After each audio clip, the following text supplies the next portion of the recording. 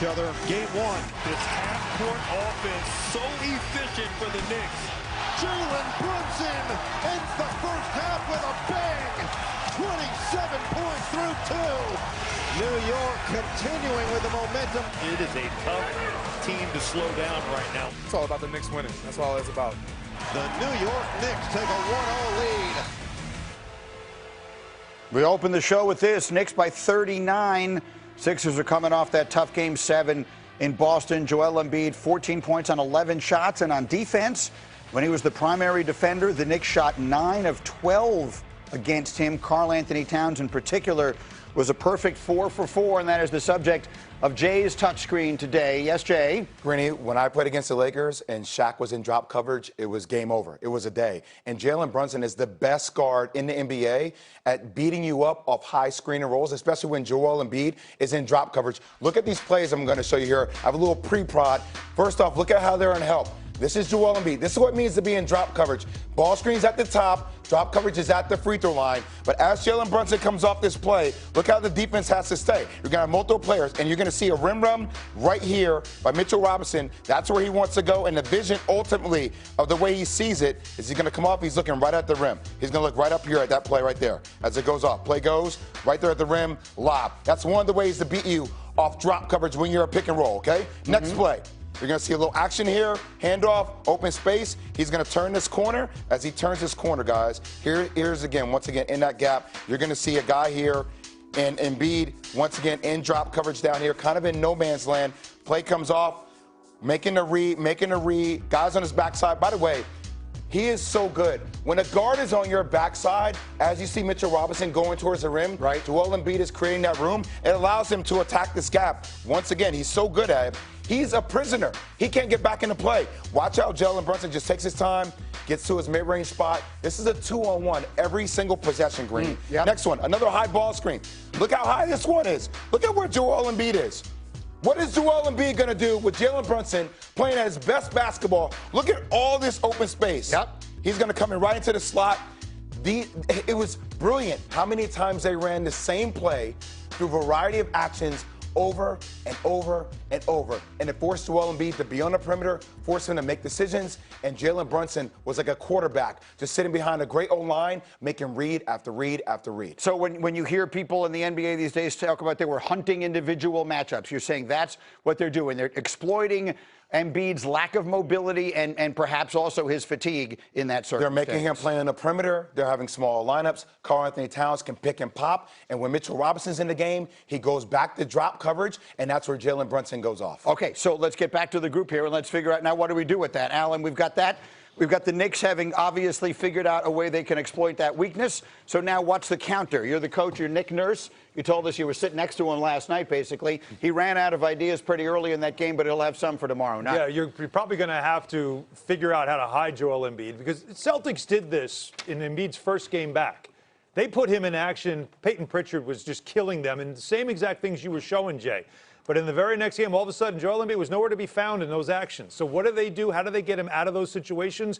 They're going to have to probably hide him and have him guard not bigs, but maybe Josh Hart or maybe other wing players and get away from that stuff, because he clearly can't move his feet. There were a couple instances. You saw the Towns when we've shown it a couple of times, blows right by him. There was also one switch where Embiid had Brunson. The entire building stood up and watch, because they knew it was coming. Flipped him around. And all of a sudden, here's Towns just goes right around. You see Embiid can't move his feet. That's the one negative on him. But the one-on-one Brunson had with him, 3-4 steps, Embiid went right, turned his back, Brunson went left, easy bucket. And that was when you know he cannot be in these actions. So there's a question I like to ask here. We do it on our show all the time in a million different contexts, Michael Wilbon, and I'll ask it here. Was this a bad game or a bad night for the Sixers? I mean, Philly came in, and the conversations here yesterday were, oh, my goodness, when they're all together, this is actually a dangerous team, and they're not really a play-in team, and they're a lot better than this, and all they go out and they get obliterated in a game that you said they were going to because of the circumstances.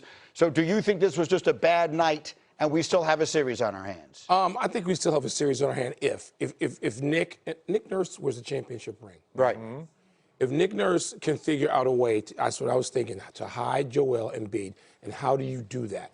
Well, and that's why I thought, by the way, that Boston was not a good matchup right? I mean, Boston doesn't have to play the Knicks this way. They don't have to figure out what to do about somebody in drop coverage like Joel Embiid. Embiid will be better.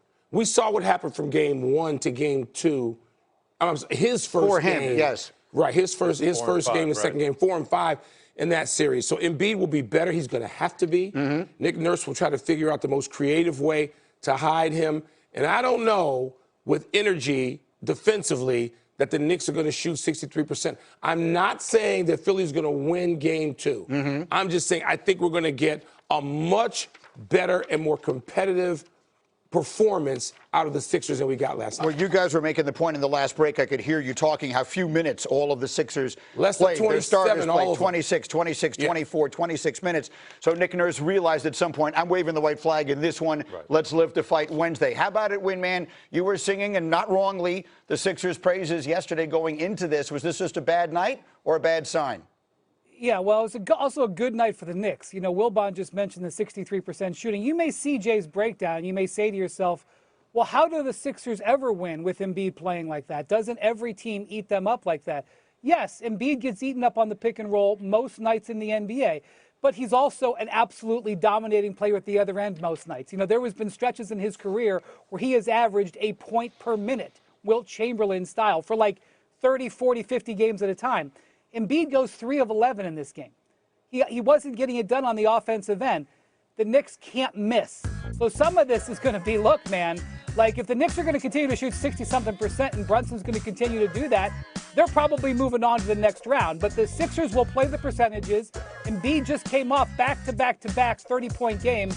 They're wagering in game 2 and maybe game 3 and maybe game 4. Embiid's putting up 34, Embiid's putting up 37, and maybe Jalen Brunson isn't making 70% of his shots. Maybe he's making 45%. That is the gamble, and that is why you should never overreact game 1 in the NBA. I think the Knicks are going to continue to play with fervor and pace. I think that only helps them in this game because you break them down, cumulative effect over time, right? And when you think about, once again, the way you can beat it for Nick Nurse is pre-switching action, where you put him on somebody who's non-rotational and you actually think ahead of the play. But I also just want to state this, and I get, you know, our point about how dominant Joel Embiid is offensively. How many times do we say about championship teams, well, we have to hide their best player defensively? Seldom.